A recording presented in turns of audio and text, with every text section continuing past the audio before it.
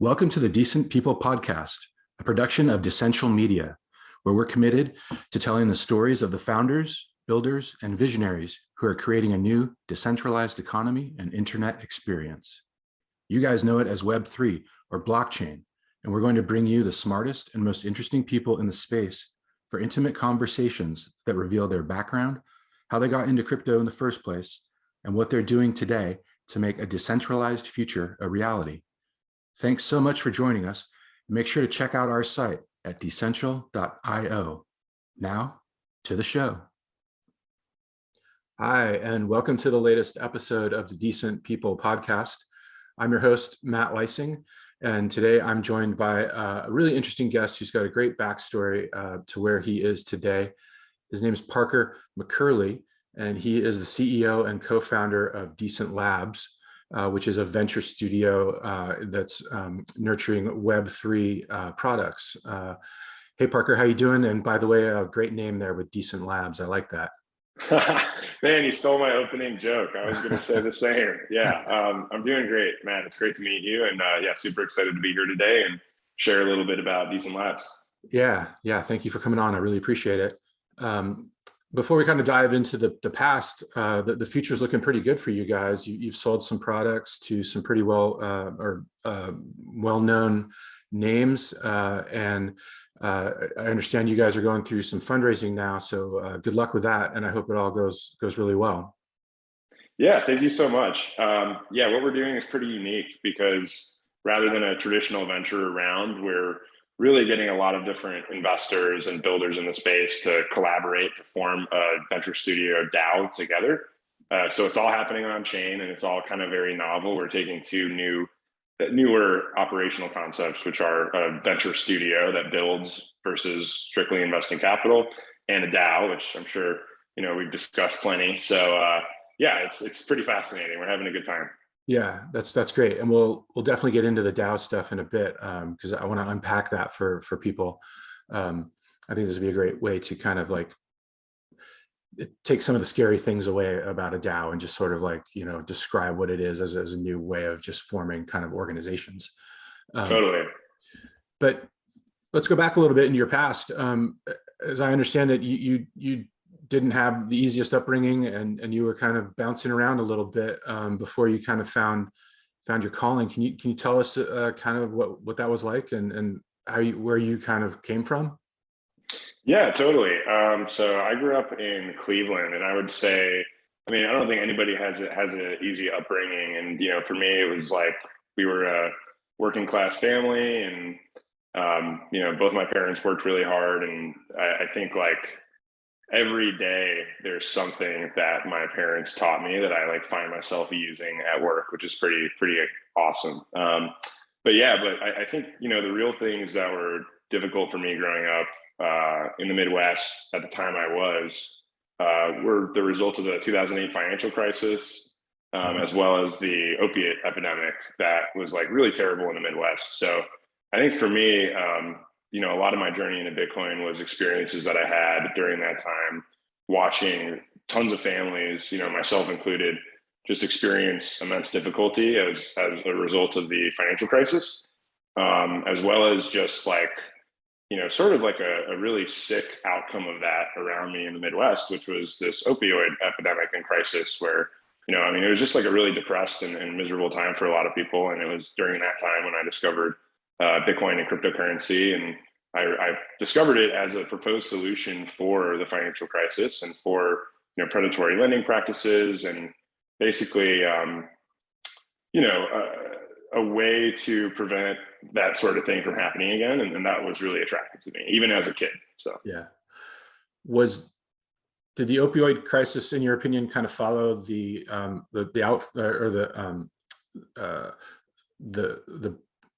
sorry, I'm spacing out, just the wreckage of the financial crisis? Did it kind of like that?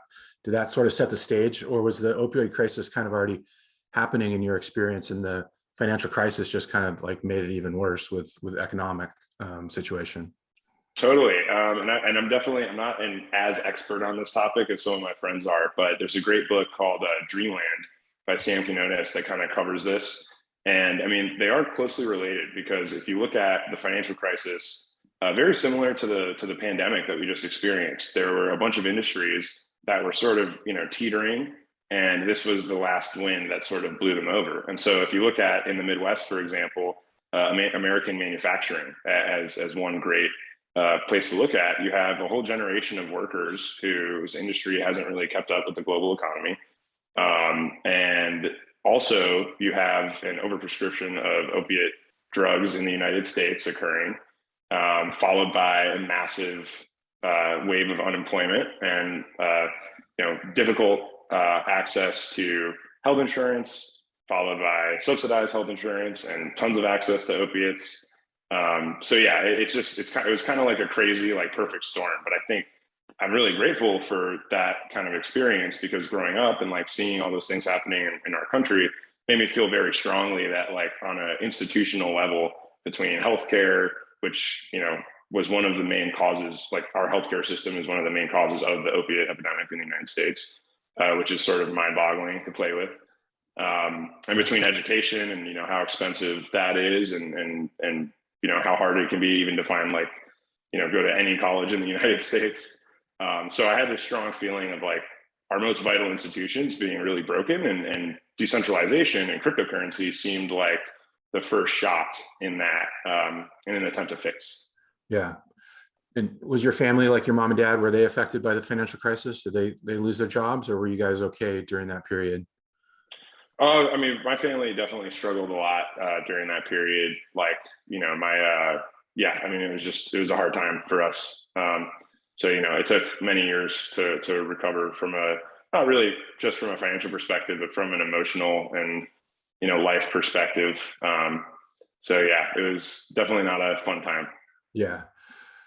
Yeah. I've talked to so many people who've had that same sort of experience, where they saw the financial crisis come and they were about your age and maybe just in college or getting out. And there's just countless people told me over and over again that it just felt like the next decade was just kind of wiped away, and it was just a lot of despair and a lot of just, like, for things that not many people had anything to do with, so yeah, it's a shame. Yeah, totally. Yeah, for us, it was like, I mean, it was so crazy because I would, like, go to school. I was in 2008. I was in, like, eighth grade, so I would go to school and see, every other day, like, some kid doesn't show up to class because they had to, like, move in with grandpa and grandma across the country because their parents lost their jobs, or like, it just felt like a really, yeah, it was just a really crazy time. And again, at that age, you don't really know what's going on. But I was always a very, like, questioning and anti-authoritarian teenager. And Yeah. so at that point, I started to really Well, I think at that point, it's not that you don't know what's going on. I think you're starting to pay attention at that point, don't you think? Like, and yeah, maybe you're it's like, more like you're like, that. what the fuck is going on with all this? Like, why, and I think there is that sort of, there tends to be that anger, or that sort of, like, I just don't understand why everything is so screwed up. Yeah, and it was, I was always a computer person, and I, from a very young age, I had learned both open source and the, pirating and torrent community were two options for using kind of computer knowledge to access things that other people just didn't have access to. And so I was already familiar with that culture and that mindset of, like, the hacker mindset. So the Occupy Wall Street movement and the anonymous organization were really attractive to me as an angsty teenager. And that was sort of how I ended up in this rabbit hole to Bitcoin. I was trying to figure out, like, what's going on with the financial crisis, and is there a solution so that in the future in my life I can be financially stable. And that's sort of how I happened upon Bitcoin and read online a community of people that were proposing it as a solution. So yeah, how did you find the white paper, the Satoshi Nakamoto white paper? Was it a friend, or did you just stumble across it on your own, or do you remember that moment? Yeah. So, I mean, I had a friend at school who had told me that there was a way to order pot on the internet, and I thought that was hilarious. And so I was looking into it because obviously I was like, man, this is crazy that there's technology to do this today. But what I ended up finding was actually, and what was really probably the biggest impression of that era of Bitcoin had on me was the forums, right? Where online people were actually talking in a really intelligent way about how this financial crisis had occurred, and how it was a lack of transparency and a lack of knowledge and a lack of information, on a really systemic level, like finance, education, health, that our country and the greater world is really plagued with. And now there's technology that's available to anybody with an internet connection that can solve this. So, I mean, that really like, yeah, it was pretty crazy. Again, being a, angsty teenager, this all was very exciting to me. Yeah. So, And the great thing about a forum, like Bitcoin forum or whatever, or Reddit, nobody really needs to know how old you are, right? You can kind of punch yeah, above your weight a little bit, and as long as you can maybe keep up with the conversation and make some good points here and there. totally. I wish I could say that as like a 15-year-old, I was participating in intellectual debate with other Bitcoiners, but I was a total lurker. I was just there reading and watching, and yeah, in 2013, when the news came out that the Silk Road marketplace, because obviously that was where like most of the media attention at that time was on Bitcoin, Yeah. as a result of the Silk Road. When that shut down, I think with my little knowledge, I kind of associated that as, oh, Bitcoin shut down, or like, this is, I don't want to do anything to do with Bitcoin if it's, illegal or the FBI sees it or whatever. I just didn't really understand how it worked that well. And then a few years later, I was, I was working as a developer when I heard about Ethereum and Coinbase. So that's how I kind of entered into it professionally. And I realized that the idea of Bitcoin was being applied to solve all different types of problems. Yeah, I was wondering when, because Bitcoin is great. It is decentralized, but it's obviously limited in what it can do. And you've talked about, like this decentralization is a huge factor. Yeah. So then, like you said, it was kind of when you found Ethereum that you realized that now the same kind of decentralized approach could be applied to a lot of new areas. Totally. Yeah. So, I mean, and that was really Ethereum for me. Like, by the way, I'm a huge Bitcoiner. I love Bitcoin. I think in terms of Bitcoin philosophy, and it's the standard I hold all of the blockchains to. And it is also the reason I love Ethereum is for how in Bitcoin's image it was constructed, from the proof of work schema to their focus on decentralization first and performance later. So yeah, like I mentioned earlier, to me, the financial aspect was one thing, but it's really, take any vital institution, it's our form of commerce, right? We have our educational system, we have our healthcare system. And I'm noticing that in all these categories in life, people are doing what they're told, basically get in debt, pursue higher education, and eat medicine to keep you alive. and like, they're not having good results as a society. Like the majority of people in our society who listen to that information, you're not ending up in a good place, and so what I've always felt like, for me, I got into software as a result of software being accessible, the open source community making education free and widely available, and the goodwill of other software developers who are willing to help me, learn and enter the industry. And so I saw Ethereum as taking this idea of transparency from Bitcoin and fairness. There's a sense of fairness to Bitcoin that I was so attracted to. And let's apply it to all those other systems. Let's apply it to the financial industry, right? Let's apply it hopefully someday to the healthcare and to the education industry, right? Yeah. I think we've done a much better job tackling the first than the rest. Yeah, absolutely. The fairness and the transparency those go hand in hand. And I think almost any industry that you're naming could really benefit from more transparency. Tell me about getting your first job as a developer. And I think you might have found an MIT sweatshirt at a thrift shop. Can you tell our listeners about that story? Because I love that. Totally. Yeah. So I was working, I was in community college at the time, and there was a period where I was juggling a bunch of part-time jobs and going to school, and I was learning how to code. So I'm like going to school during the day, which felt very important to me at the time, and working after school. And then at night, I would be like on Udacity or Code Academy, reading about JavaScript or Python or whatever. Yeah. So I was just exhausted all the time and just like running off of caffeine and pure willpower at that point. And then there was a realization I had where, so let me rewind. I had a Craigslist ad for fixing computers, and that was like another side hustle of mine.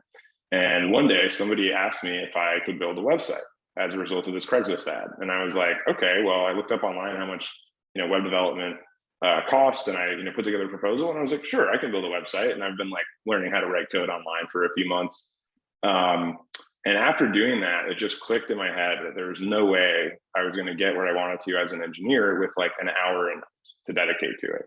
Yeah. And so after that project, I thought, okay, well, what if I just quit, all of my part-time jobs? I was a Jimmy John's delivery driver. I worked at my community college and I worked at the Thai restaurant. I was like, what if I quit all those part-time jobs and I just forced myself to find work to do?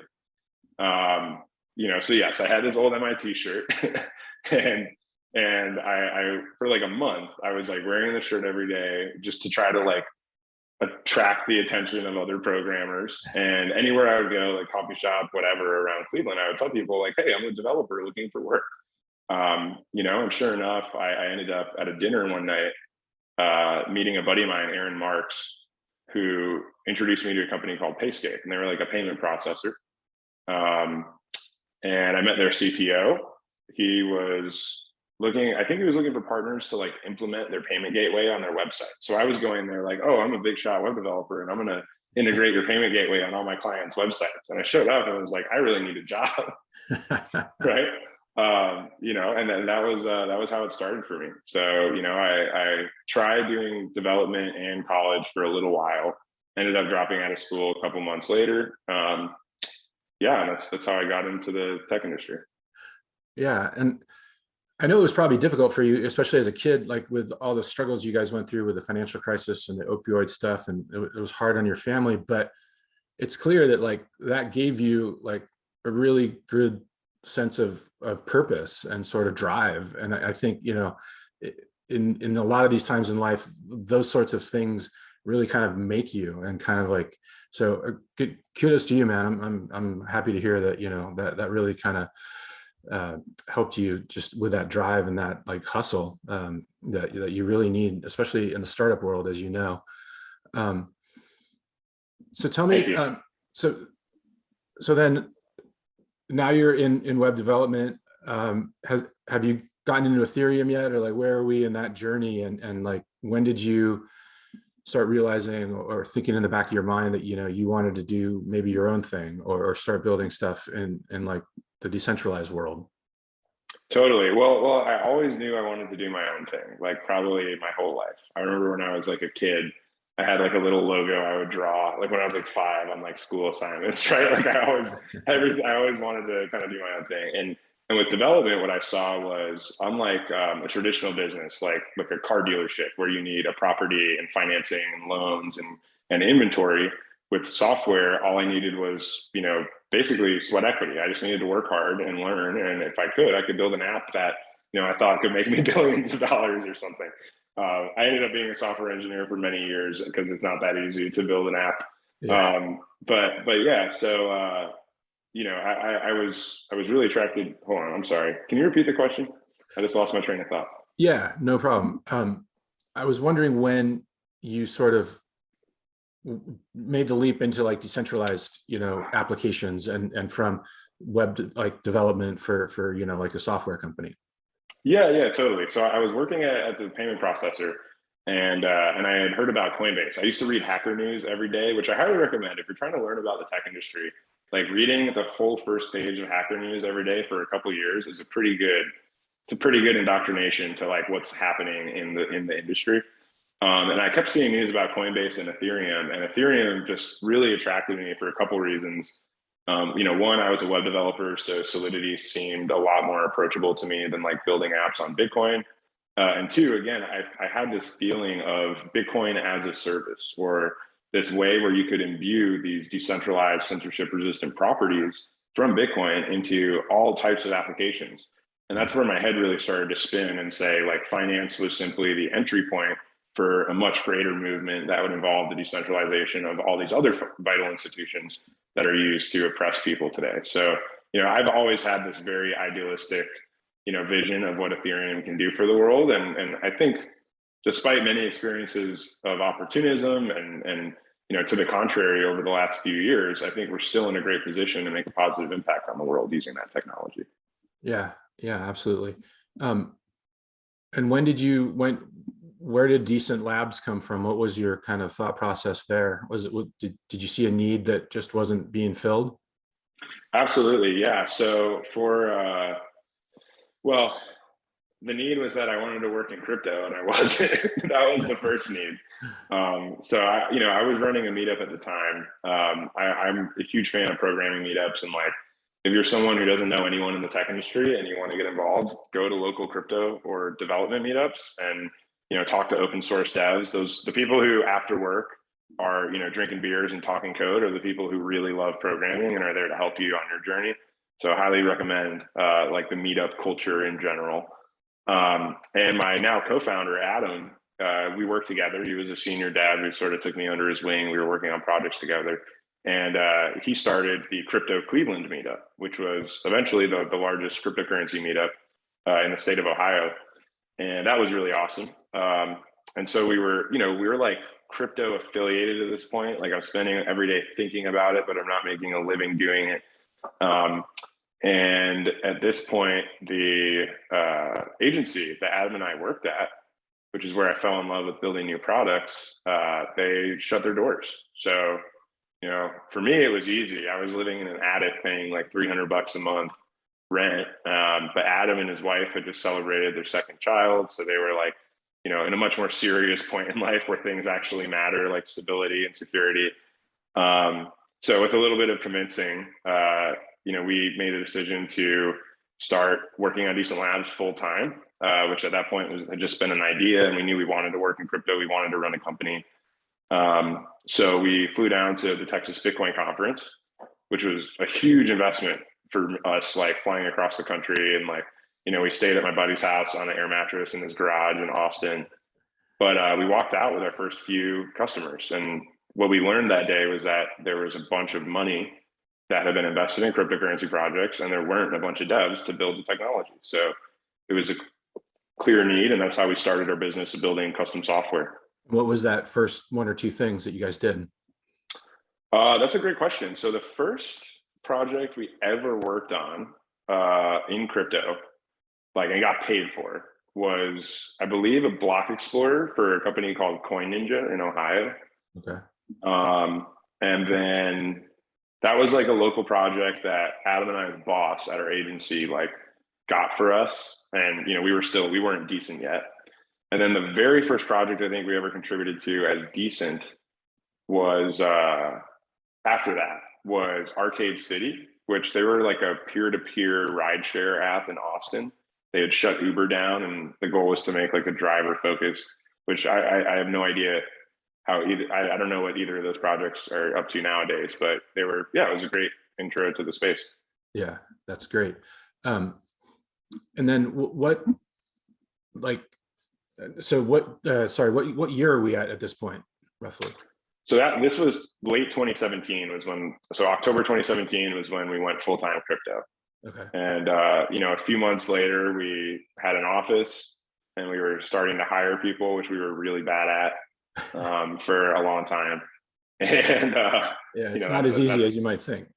No, it's really not, especially when you don't know how to manage, right? Like, it would have been different if we were like experienced managers, but Adam and I both had spent our careers as software engineers, and all of a sudden we're running a business, which is a totally different wheelhouse. So it was pretty fascinating. That's the boat I'm in right now. I've been a reporter my whole life, and I'm still kind of a reporter, but I'm also running this business now, and it's daunting. Absolutely. Well, so around late 2017, early 2018, that was like the first real big kind of run up in prices. And then there was a pretty big crash not long after. Were you guys able to weather that? Like, how did that sort of affect what you guys were doing? Did you have doubts about, like whether this stuff was sustainable? Yeah, I mean, so that was amazing because, like the high was certainly over at that point, right? Like, we went from, we were working as engineers. We just started our first business in our first year, just Adam and I, basically. We, passed with flying colors. We were making money. We opened up the office. Things were going good. We were working with bigger and bigger brands. We really felt like the sense of, we got this, not realizing that we were working in a bubble and selling the most scarce thing in that bubble, which was Solidity developers. So, pretty quickly, we had that reckoning. And there was a period of time where you couldn't make money writing smart contracts.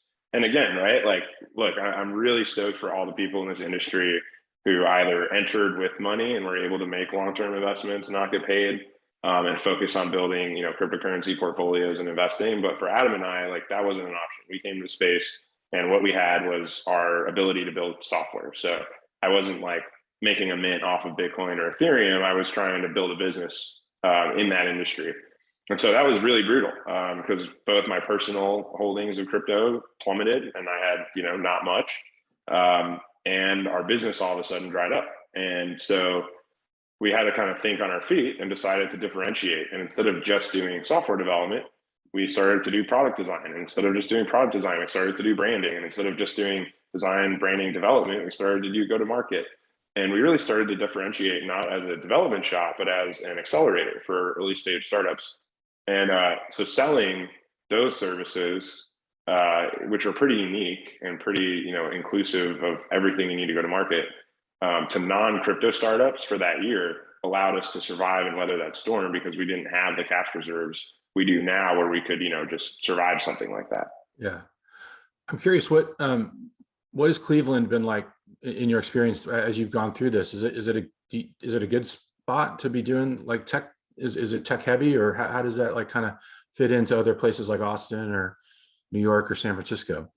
Yeah, I'm not sure. So I moved to Miami 4 years ago from Cleveland. So I haven't been working in Cleveland for a while.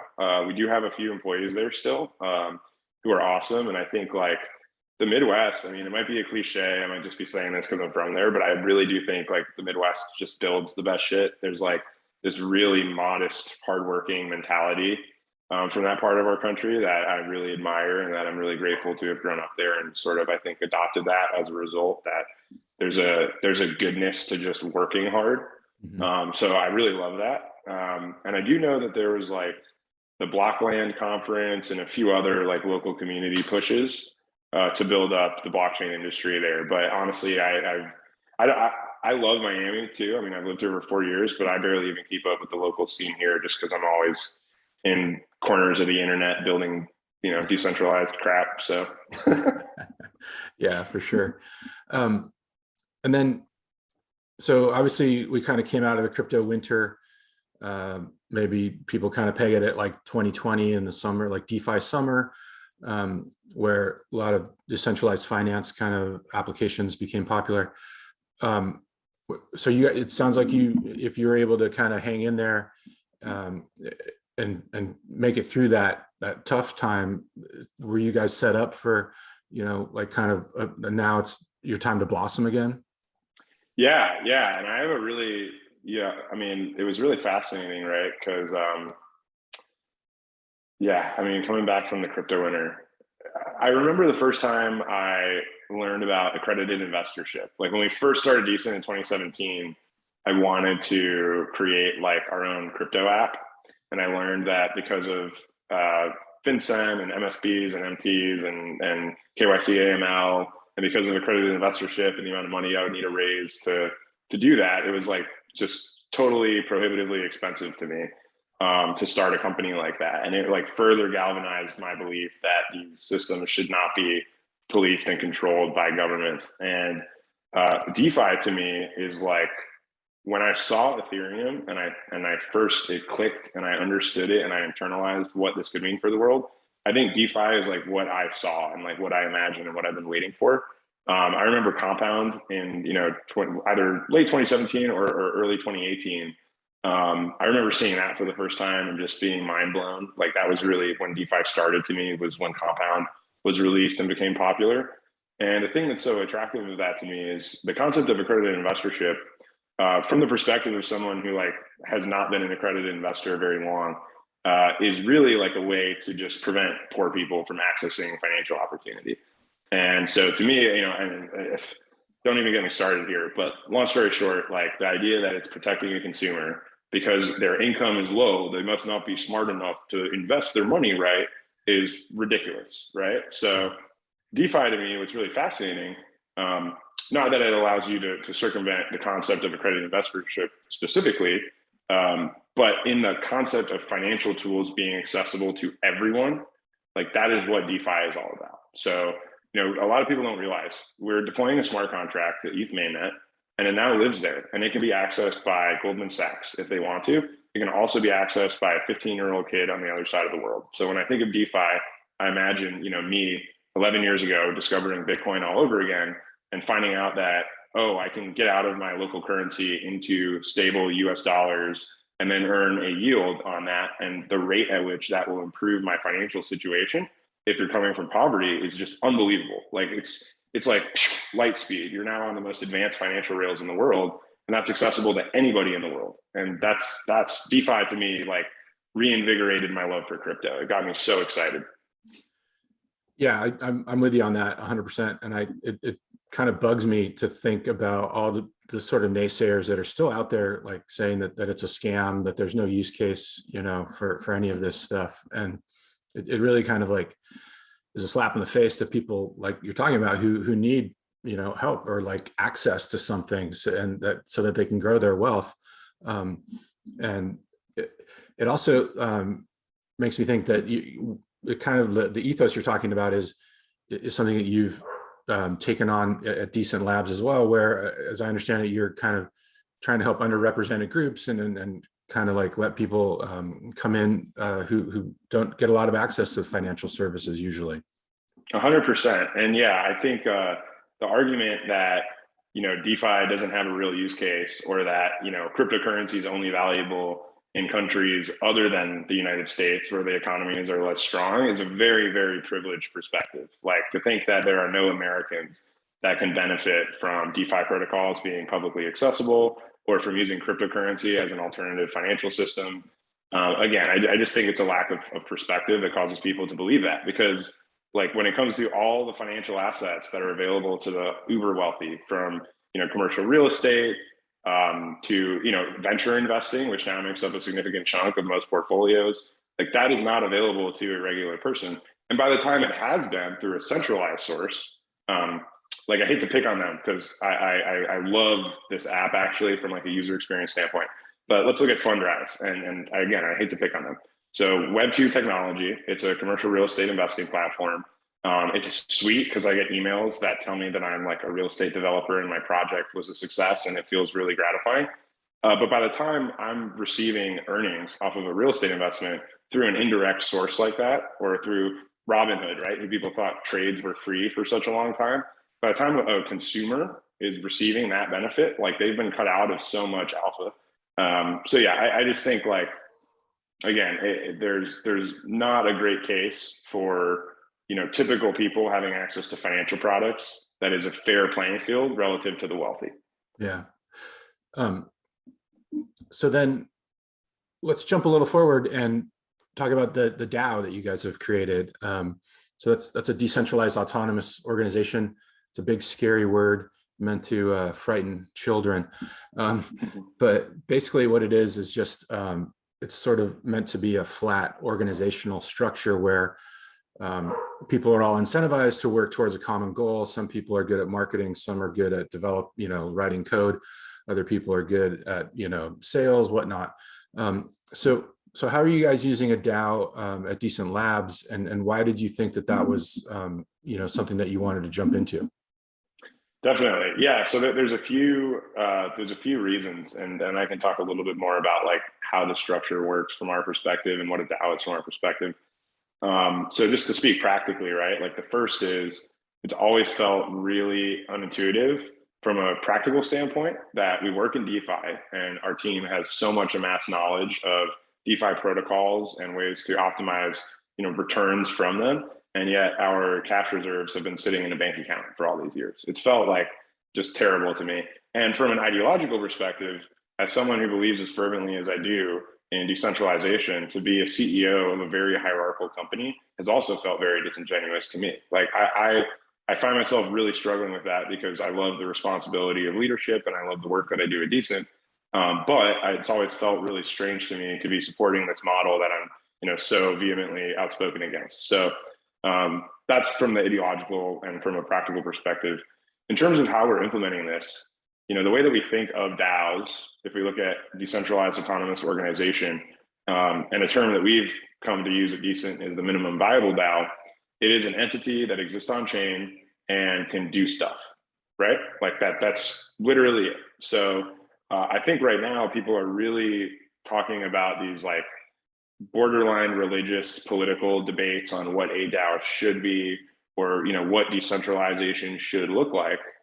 Yeah. Sorry.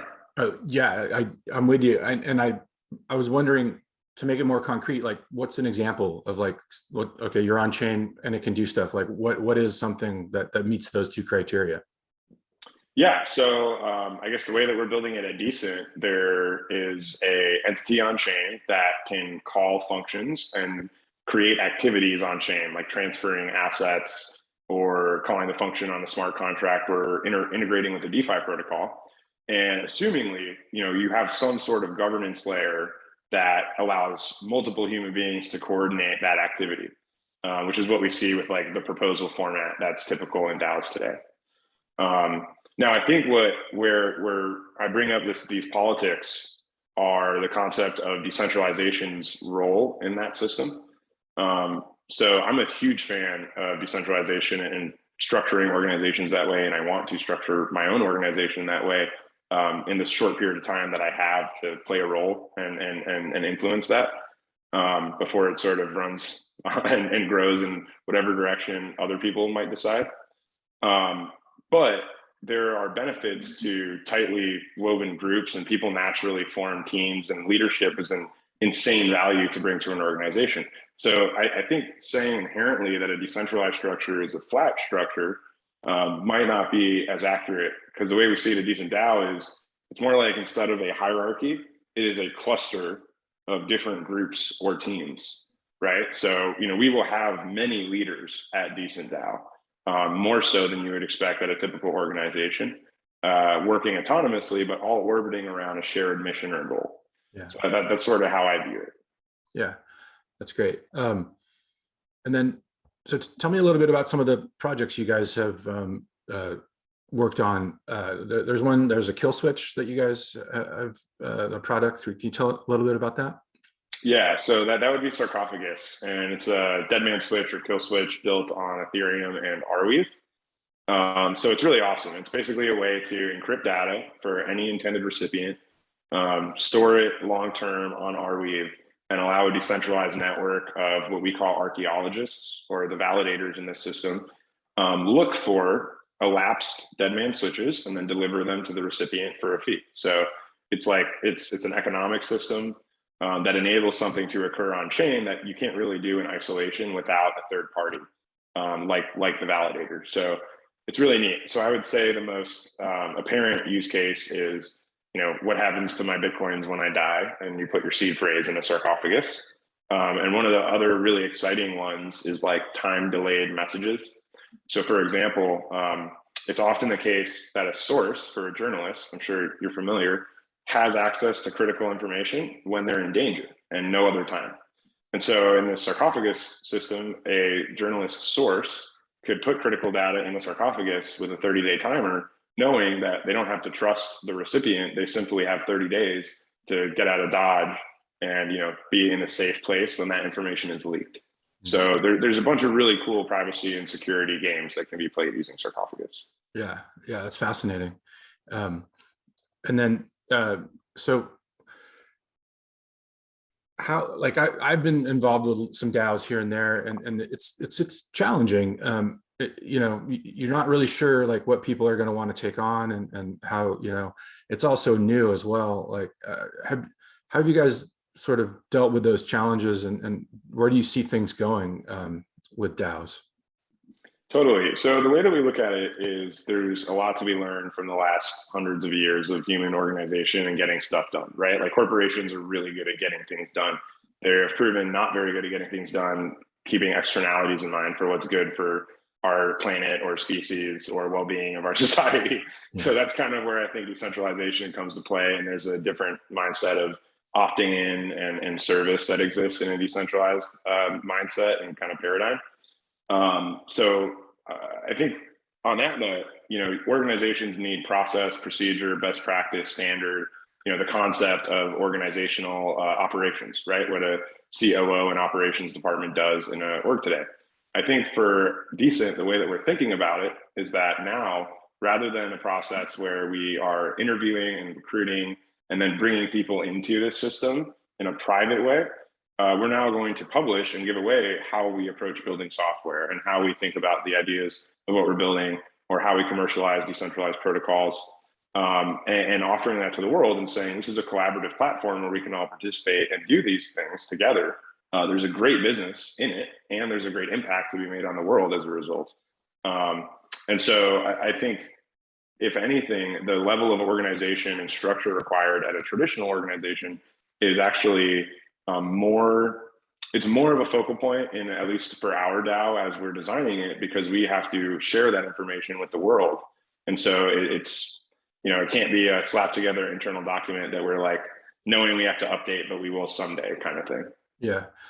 Well, it kind of gets back to the transparency element, doesn't it? Because like you're doing this all very transparently, you're putting it out there like on Discord or somewhere, and then people come to you sort of, it's sort of like, it kind of flips the switch of how corporations tend to hire people, so it's fascinating.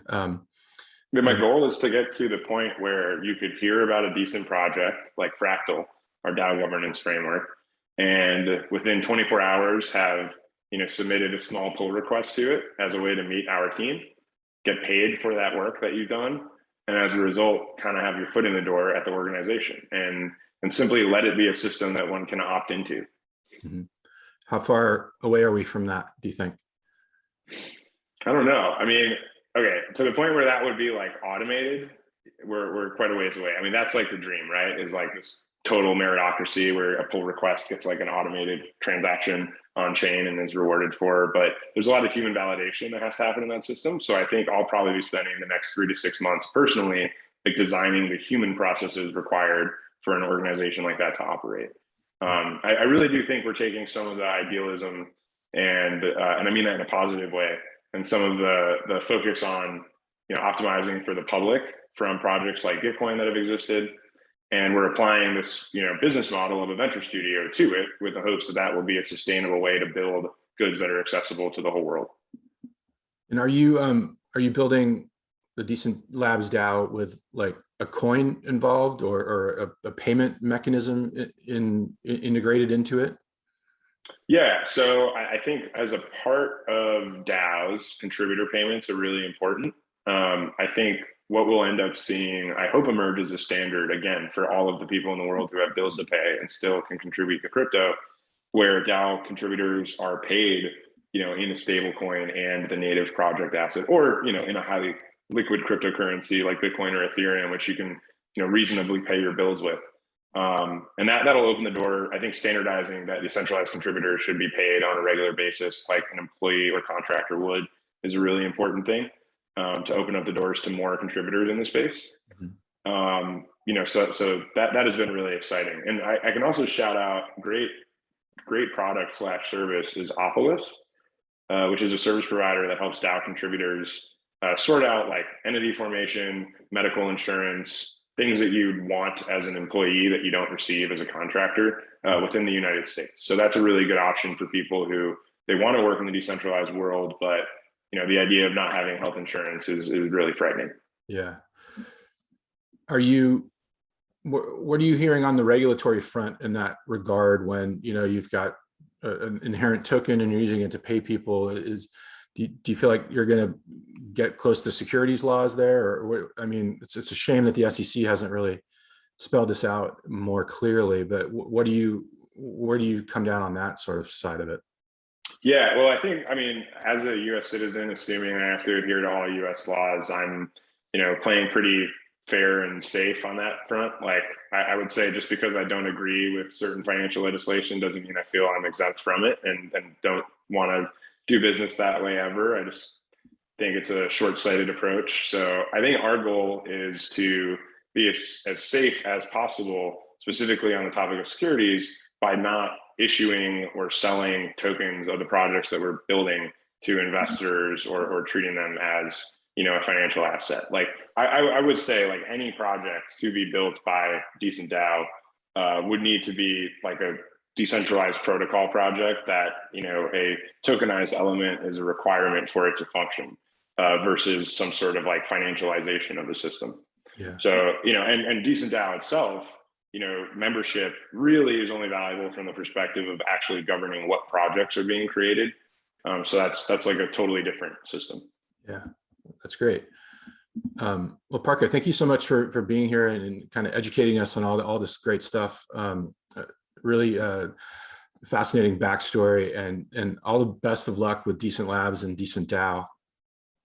Awesome. Yeah, thank you so much. And it was great to meet. And yeah, if anybody wants to learn more about Decent, our website's decentlabs.io. And you can follow me on Twitter. I'm OG Moondog. I just started using Twitter. So yeah, I like your handle. Yeah, I'll put all that stuff in the show notes as well. And then, yeah, good luck with the fundraising. I hope everything goes well, and good luck with everything else. Parker, thanks a lot. Thank you so much. Appreciate it.